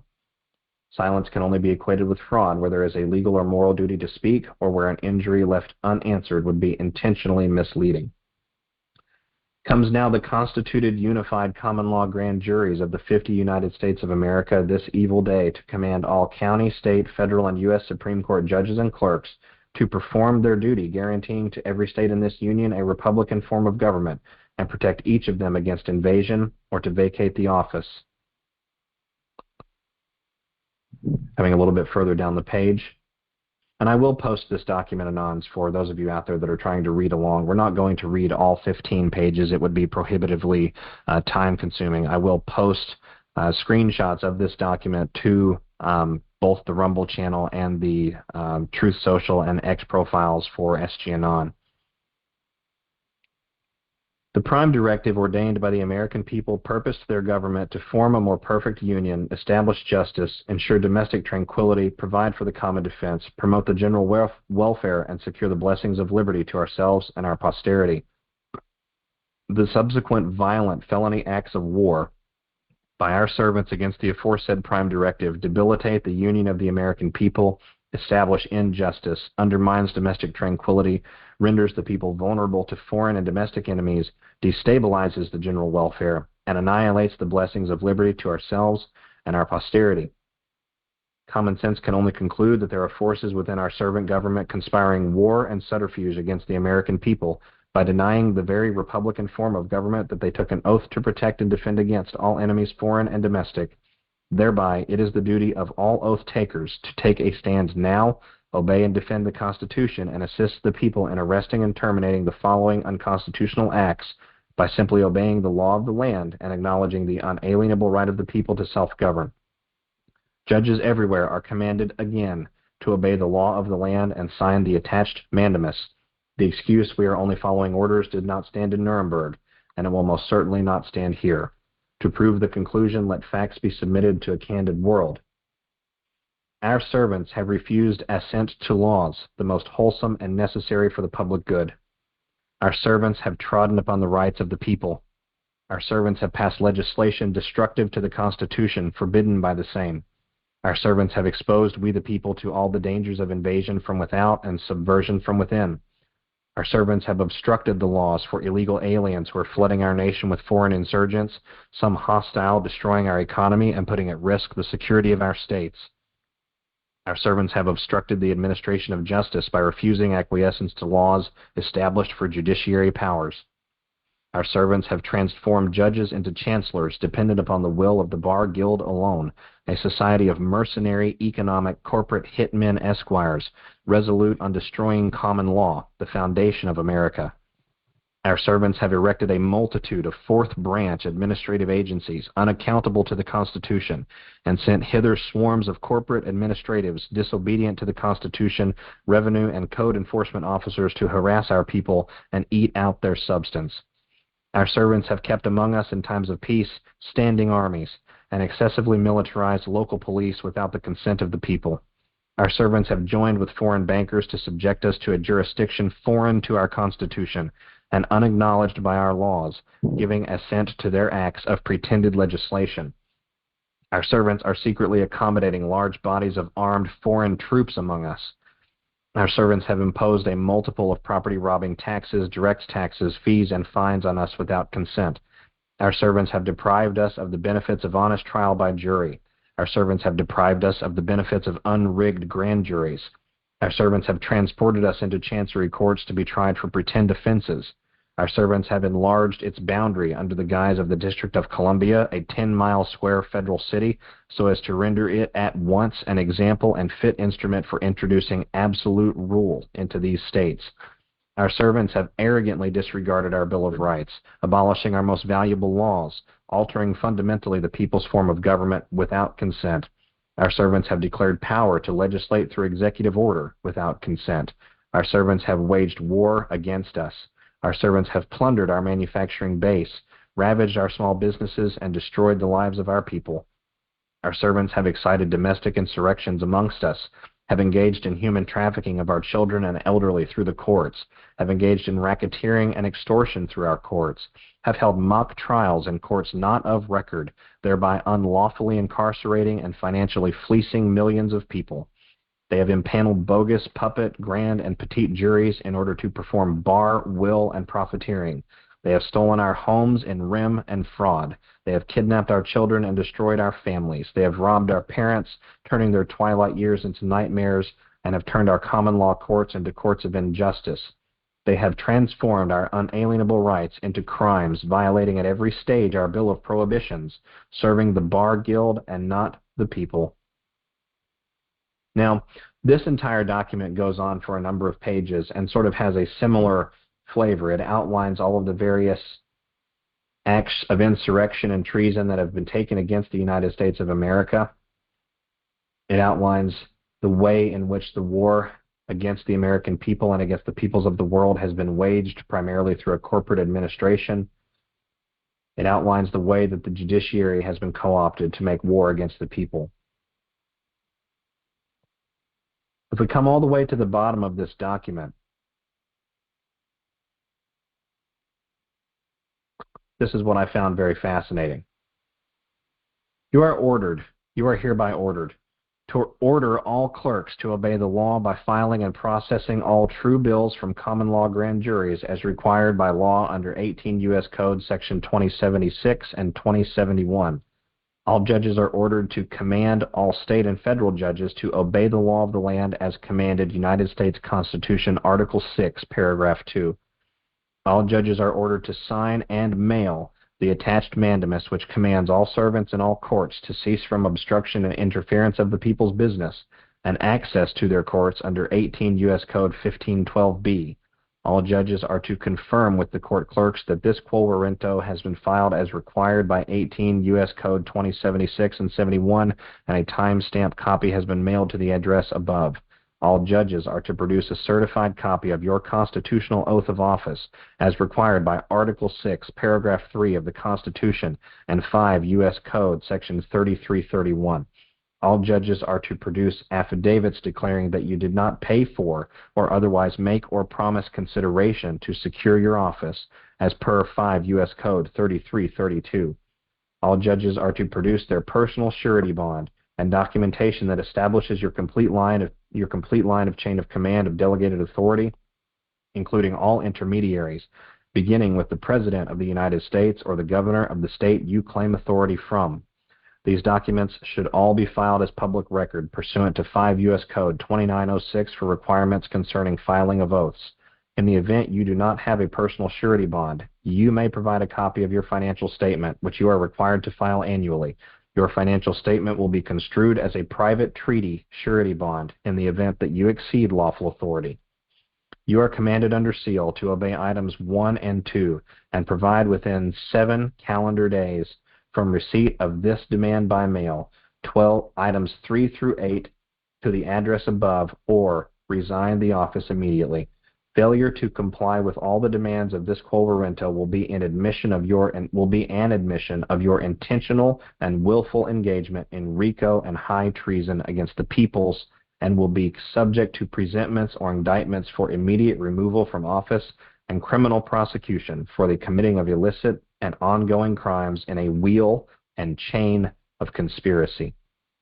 Ordered under seal, originally filed on the Marine Corps birthday, the 10th of November, 2014, refiled May 13, 2015, bearing the seal of the Unified United States Grand Jury, 1215 AD, filed in the U.S. Supreme Court, all U.S. District Courts, and all U.S. judges.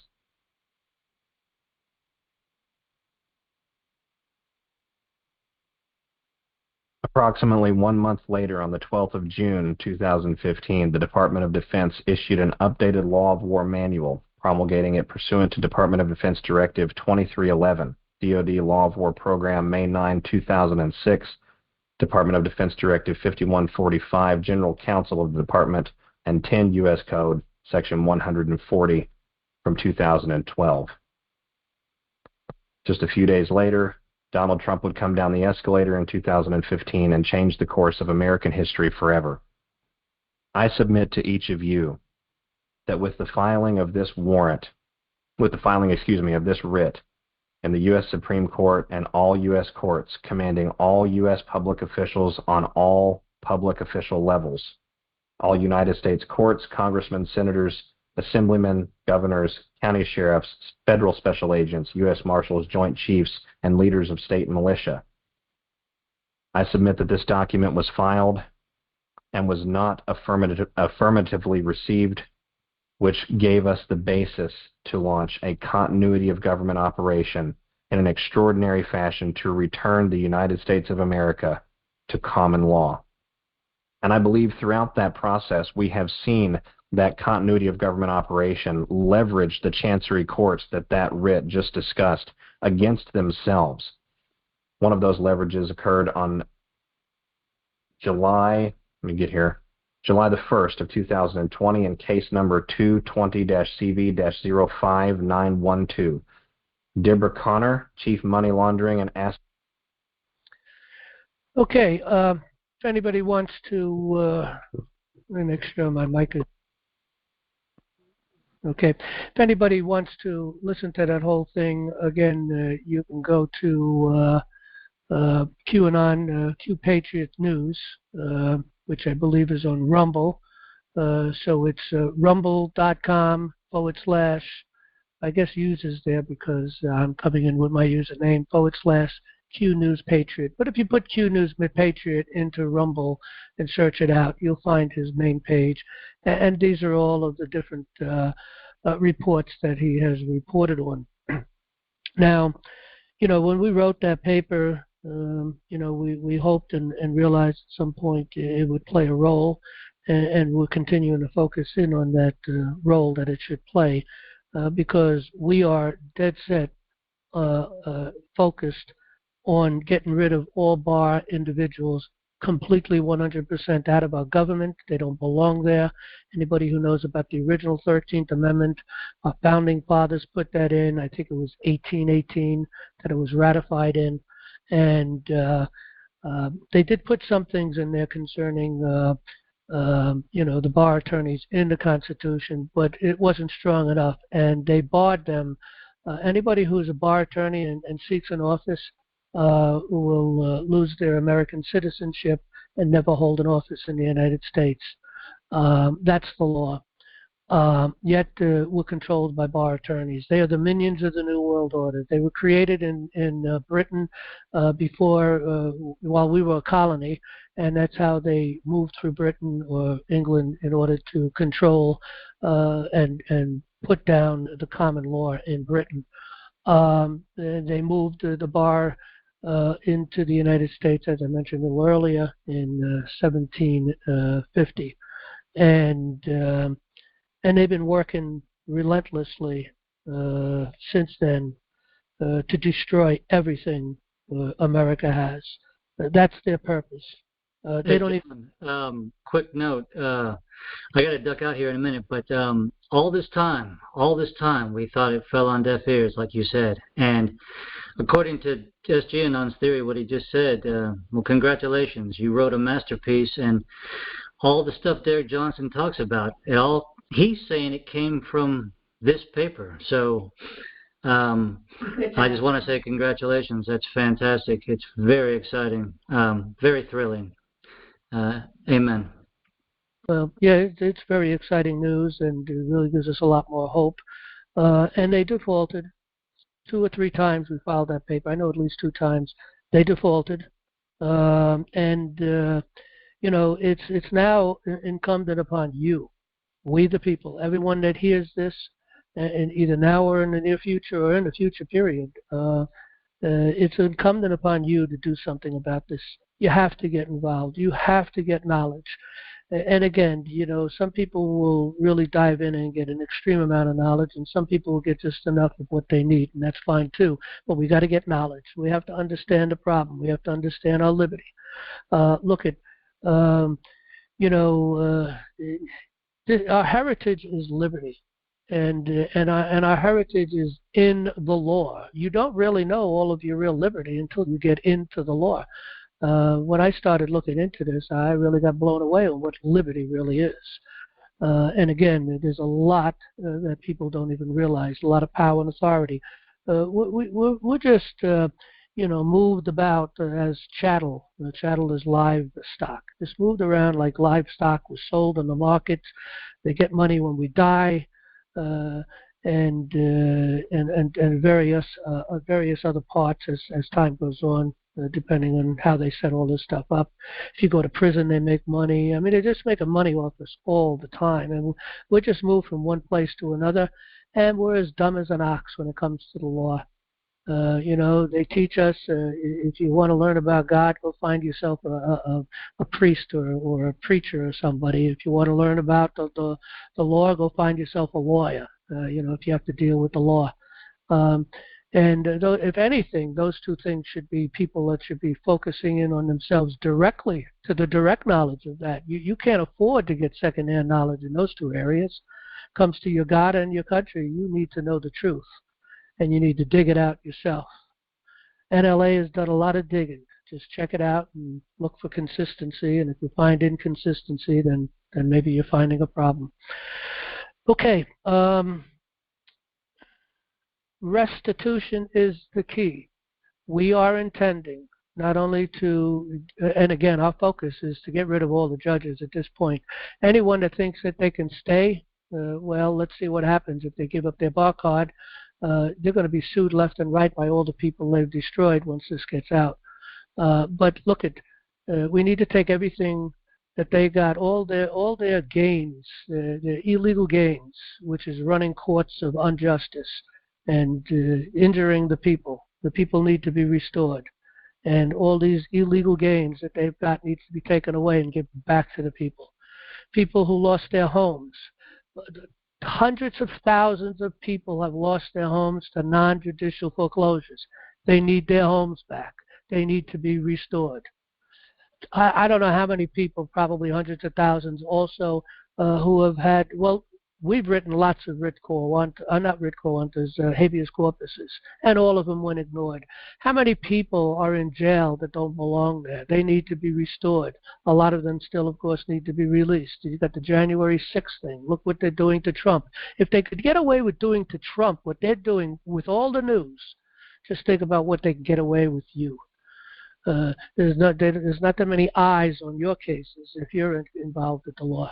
And if you think you'll never be stuck in a situation where you're in a place where you're stuck in the law and you can't defend yourself and so on and so forth, and you think that's never going to happen to you, well, tell that to about 1 million other people who never thought that they'd be caught into a situation and can't defend themselves.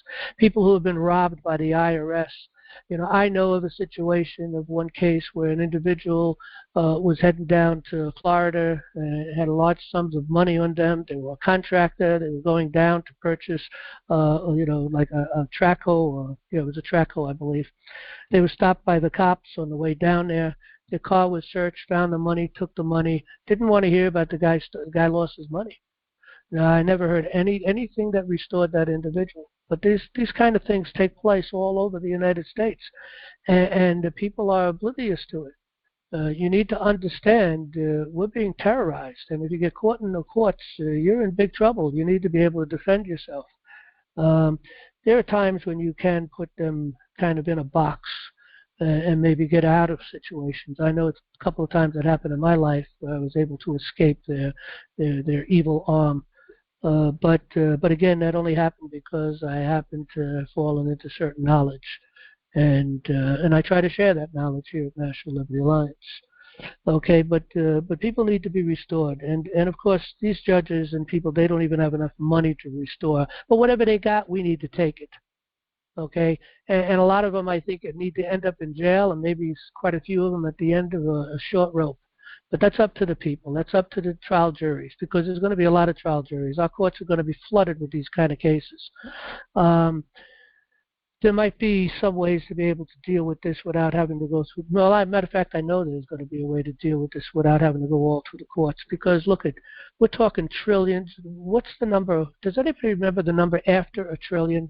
You got millions, billions, trillions, and there's a number after that. I've heard that number come up. Quadrillion. Quadrillion. I've heard that number come up quite a few times recently. Okay, and that's the kind of money that is running, that is available in assets or liquidity, gold, silver, stocks, islands, properties, homes, all kinds of things, corporations, all the major corporations. They're all in on the game. It needs to be taken away from them. It needs to be auctioned off. And the benefits need to go to the people. All of the gains, these illegal gains that all these people need to be taken away from them. As Trump said, if you catch the diamond thief and he gets caught, okay, he's got to give back the diamonds. He's giving us a message. He's telling us something. The people need to be restored. The people need to have their homes back. They need to have their liberty back. They need to be restored from spending time in jail, which is psychologically greatly damaging. Okay, so there's quadrillions of dollars that's going to be seized, and it's not just America that's been injured. The entire world has been injured. So the benefits of these things that we're going to take away from them because they got to give them back, well, it's all illegal gains. okay? And take it all, and it's going to go back to the people. The lion's share will go to the United States, and in particular the people themselves. But let me tell you, everybody in this earth has been injured by these people, and justice must be met. And justice, I do believe, will be met. So anyway, I do believe that's going to be this year. We're putting together another website for the sole purpose of collecting information. As soon as I know exactly it's all set up, I'm going to be working with some people this week and the next couple of weeks in order to structure everything correctly, get the right information up. And it's really a place to collect information. Anybody who has been injured, we're looking for them to write affidavits. If you got a court case, you can attach it to it. You attach to we don't need the actual copy of the court case, but whatever the number is, the court case number might be. You probably attach that. But we're looking for affidavits of people swearing this is what had happened, and looking for the damages. We'll lay all that out in specifics what we're looking for, and it'll all be attached to this case. And even whoever doesn't put this in before we actually file it, and they continue to put it in, it'll be addressed and dealt with. If you lost a home, we're looking to get it back. If you lost liberty for a period of time and they incarcerated you, well, we're looking for you to be restored. And we're not talking peanuts here, because the damages are unbelievable. We've lost children, people who have lost children and can never retrieve them back. They need to be restored. And the children who were stolen need to be restored. Our parents were stolen in these courts, these unlawful, illegal, disgusting, evil courts. But it takes the people to get up to do something. And we need help. We need money. I hate to ask for money, but we need money. We need money in order to do these paperwork. We'll be looking at other groups. Hopefully, we're going to get some more people involved outside of National Liberty Alliance that will collectively come together and hopefully start to give some funds in order to do the job that needs to be done. Also, our website needs to be updated, and we're being hit with a $3,000 bill in order to do that. Kind of arguing that, and I'm in the middle of an argument with someone on that, which I haven't heard back from in a while, which I don't think it's right that they would charge us $3,000 for what needs to be done. But in any event, it may be the case we're going to have to pay it in order to prepare our website to be able to receive critical mass, because Drupal, we're using Drupal, and that, of course, is a prepared website program, for people who don't know, like WordPress, I guess, like that. And so our site is created with Drupal, but we need to update our Drupal, and we're like, I don't know, Terry, how far behind are we? What Drupal are we on? And We're on Drupal 7, and we need to upgrade to Drupal 10. Okay, and there seems to be a problem going from 7 to 10. Which I'm going to be discussing in more details with the individual who has been servicing us and trying to get a lower price. But in any event, we do need money. And if we don't succeed, it's only because of one of two reasons. It could be both reasons, too. One reason could be that the people just aren't interested in doing anything and helping to bring things back to order. So that's a major problem, okay? And we don't collect enough money to do the things we have to do. So, we do need help. We also need, we need critical mass. I thought by now we'd have critical mass, to be honest with you, for numerous reasons. A lot of things we've been doing, a lot of papers we've put out. We have grown to over 11,000 people at this point. But we haven't hit critical mass. I look at that as being potentially, I look at that maybe it's just not God's timing. Maybe we've been under the radar as we've been working and doing things and preparing things enough that they're not paying too much attention to us. But it's time for that critical mass, and we're trying to connect with some other major groups, and maybe that'll give us the critical mass. The critical mass is really in your hands. You can do it by bringing people to these meetings. Bring them to tonight's meeting. Let them hear what's going on. It's going to be posted up on our website. Again, it'll be under today's issues, okay? And you come down to NLA Open Forum videos, and you click there. We'll post it tonight. As soon as this program's over, we'll post it right here. as we've been doing for a while now. We're posting the videos. We also have it, of course, under our Monday night call. If you click on there, we have all of the audios, not videos, just audios.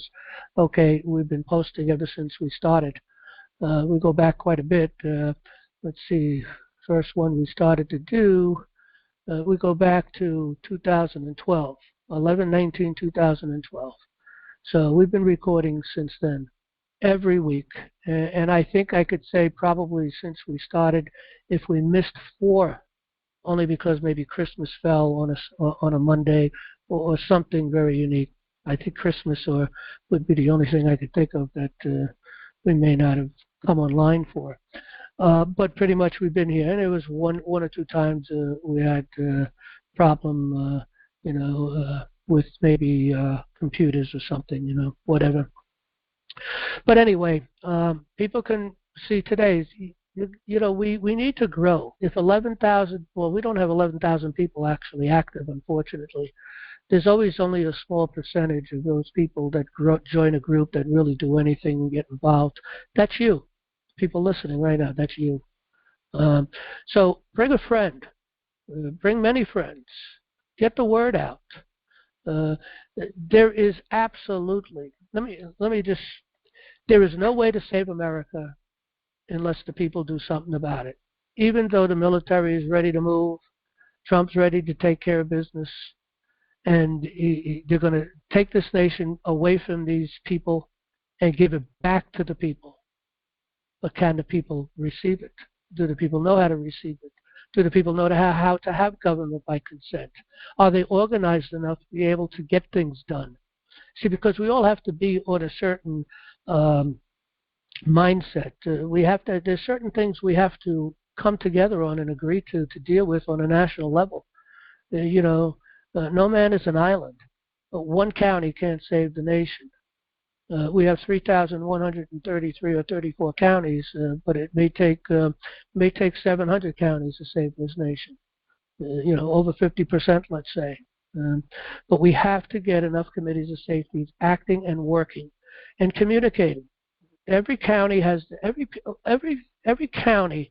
All the governments were involved in that county. We're looking at, of course, the village and the town and the cities.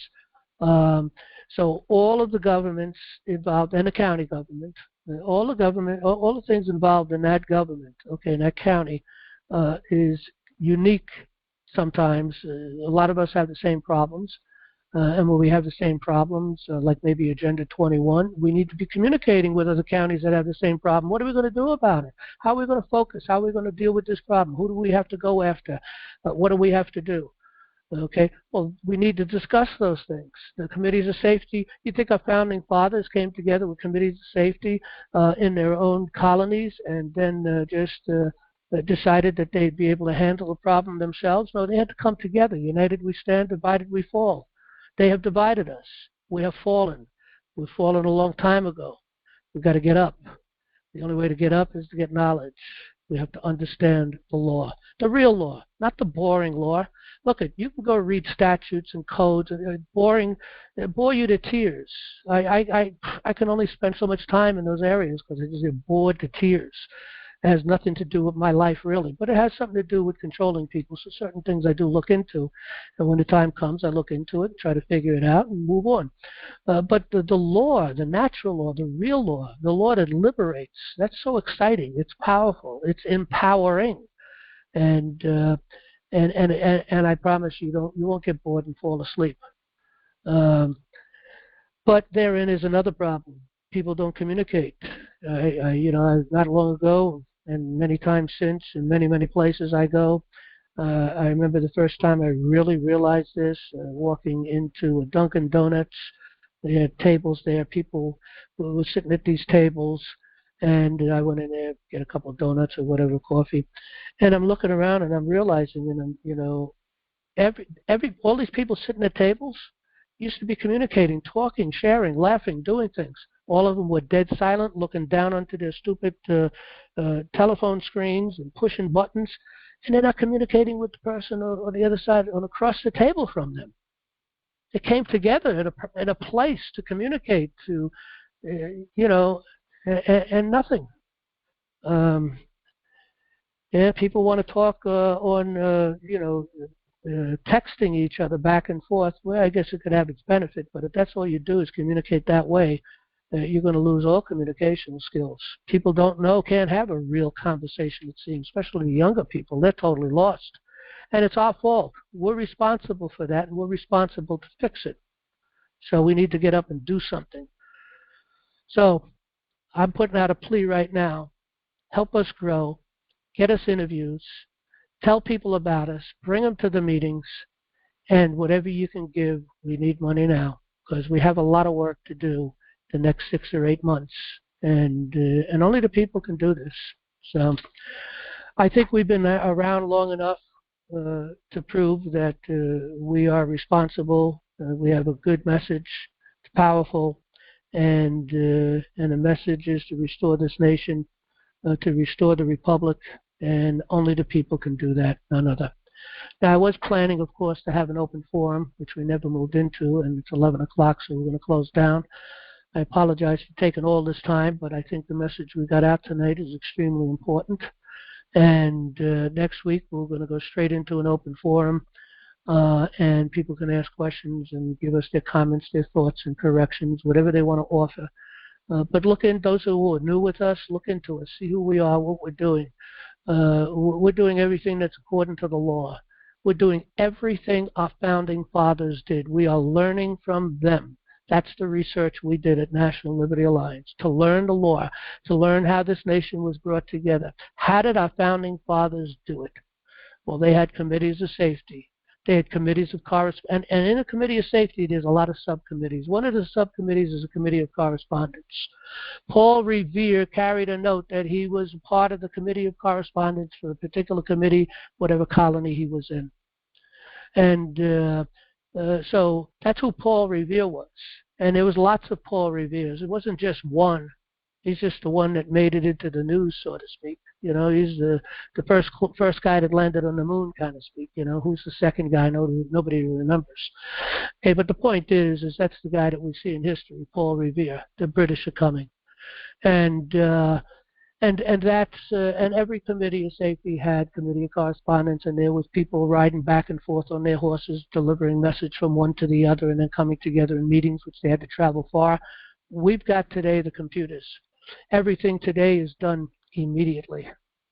We can call a meeting today for tomorrow, and we can have people from all over the nation come together and meet and talk and make solutions and ideas and do things and execute them, and it could be done in one day, where for them it might have taken a year or at least many months just traveling about when time comes to get together. All right, anyway, with that, I guess we'll end our program for the night. And like I said, next week we'll kind of go right into an open forum. And hopefully there'll be a lot of people asking questions and giving us their thoughts on what we reviewed tonight, which was an extremely important message, a timely message. All right, Godspeed, everyone. Good night. Thanks for coming.